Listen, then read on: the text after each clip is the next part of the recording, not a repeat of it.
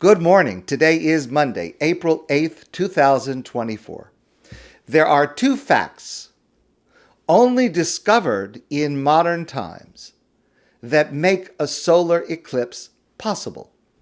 Number one, the sun is 400 times larger than the moon. And number two, the sun is 400 times as far from us as the moon. And it's only because both of those are true that when we see the moon in front of the sun, they appear as the same size, causing a total eclipse.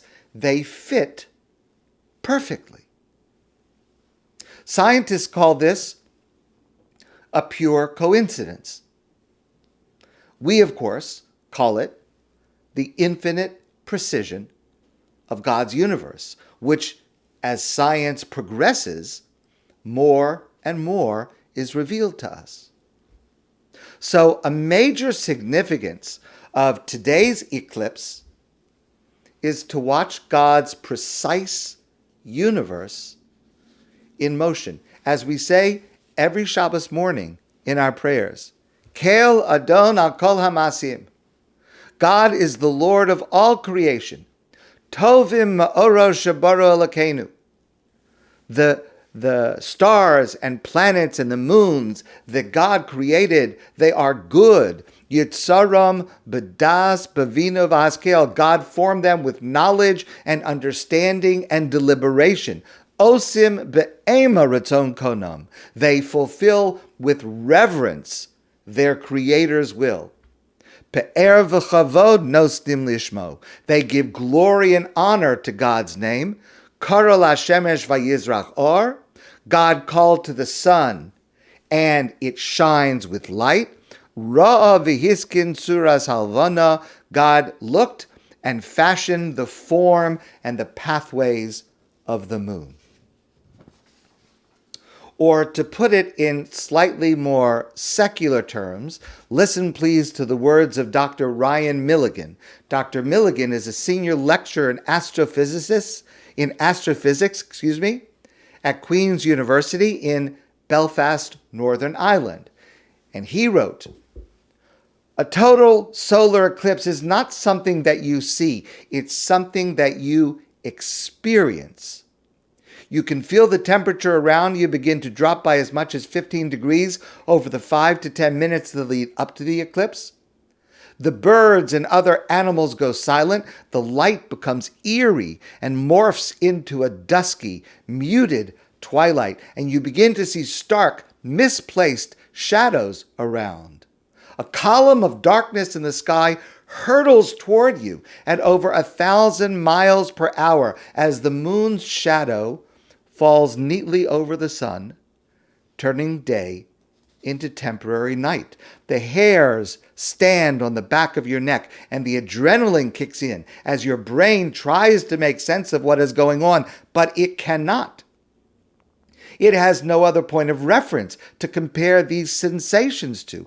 A total eclipse elicits a unique, visceral, primeval feeling that cannot be evoked by a photograph or a video or a newspaper article, and that can be experienced only within the path of totality, when the moon completely obscures the disk of the sun. And then, of course, there is the crowning glory, the sun's corona, the pearly white atmosphere of our nearest star that we can otherwise only see using a fleet of dedicated spacecraft.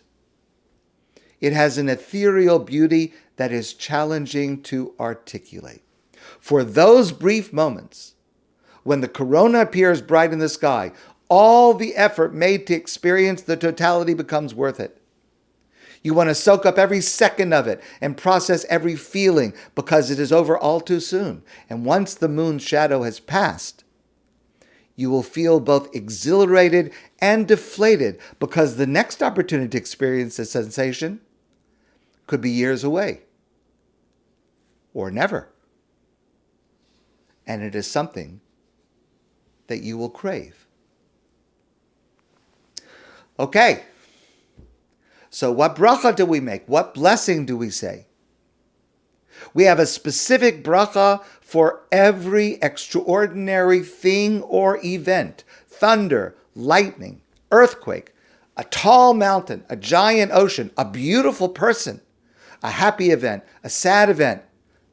Each one of those and more has its own specific bracha, a blessing to make. So what's the bracha for an eclipse? And the answer is nothing.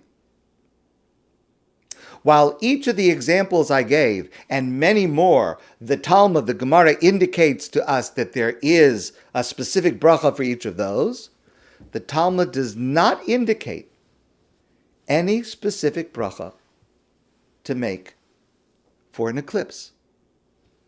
And presumably, and this is assumed by most commentators, presumably it's because the Talmud says, this is a passage in the Gemara in Masechta Sukkah, Tana Rabbanan, our rabbis taught, Bizman she'achama loka, and at the moment when there is a solar eclipse, Siman Ra, l'chol ha'olam kulo. It is a bad sign for the entire world. Now, if that's the reason, it's very hard to understand, because we know that we make a specific bracha for an earthquake. And an earthquake causes damage, harm. People are killed in an earthquake. An earthquake is a time of actual danger, and we make a bracha.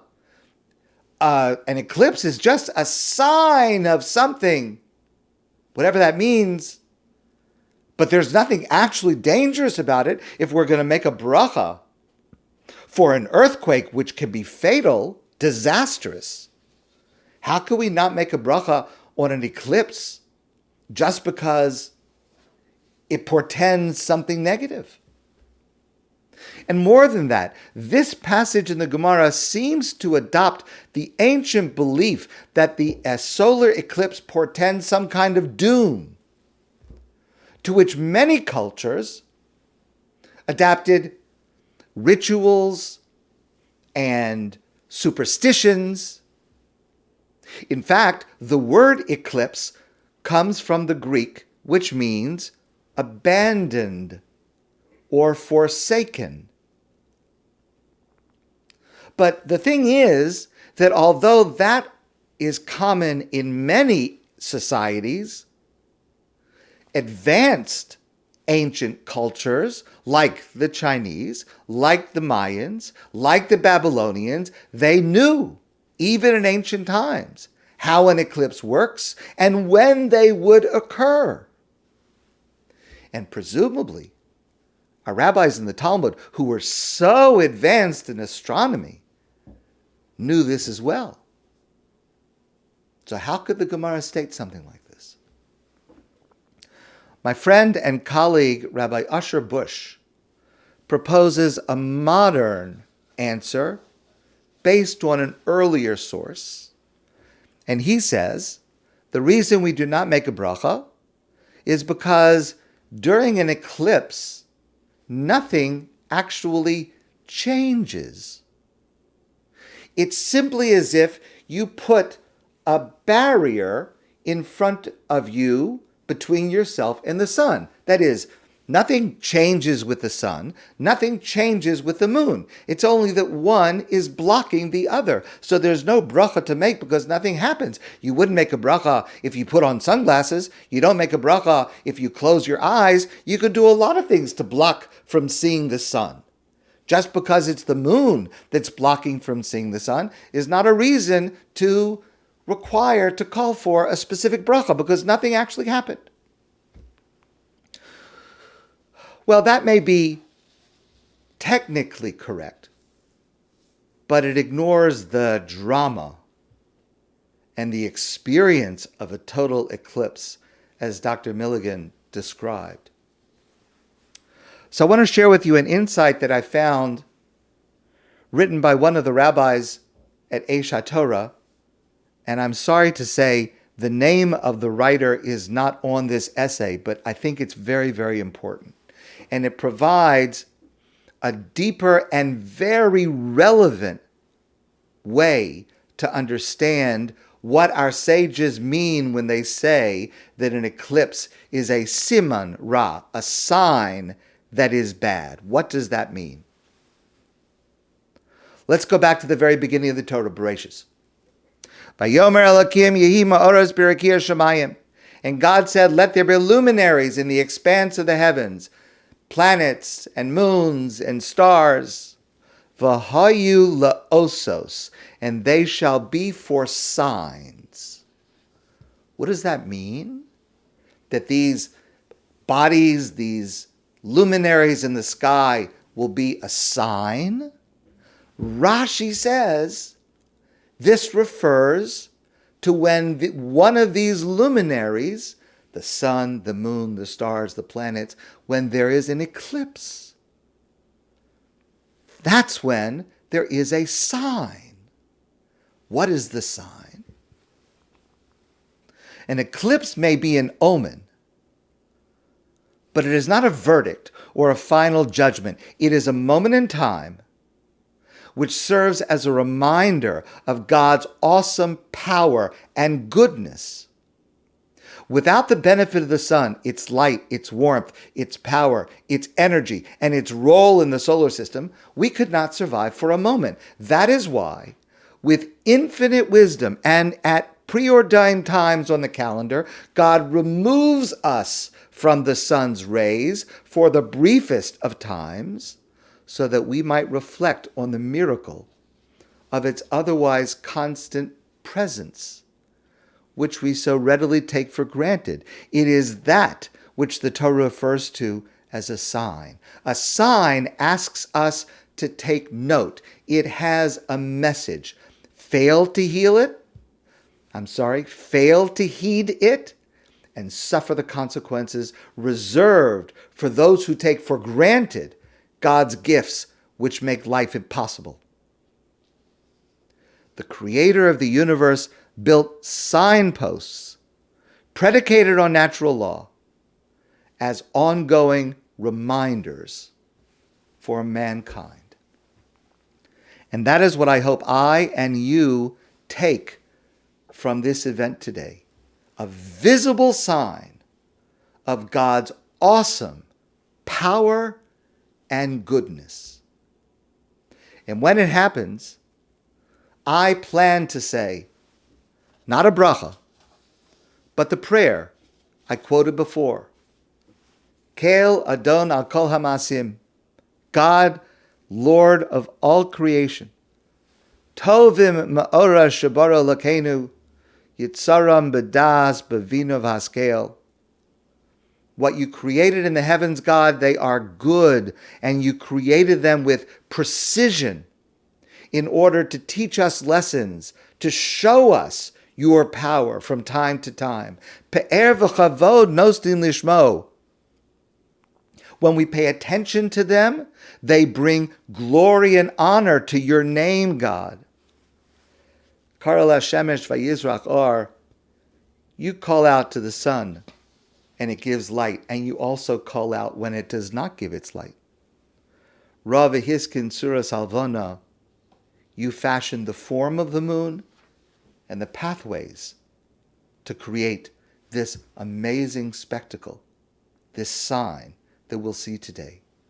Or to use the words of Elizabeth Diaz, the eclipse taps into a primal emotion and evokes for many a sort of mystical moment and childlike wonder as awareness of the celestial encompasses the earth. It is a present reminder to everyone on the same day that life can be magical.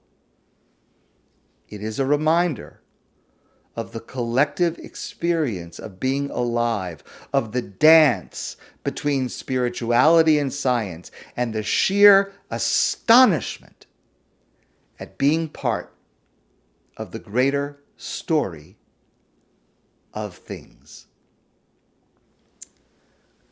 My friends, I wish for you and for me a meaningful, inspiring, very special day. that hopefully we will never forget, and hopefully will bring us closer to God. Have a good and safe day, and I look forward to seeing you soon in person.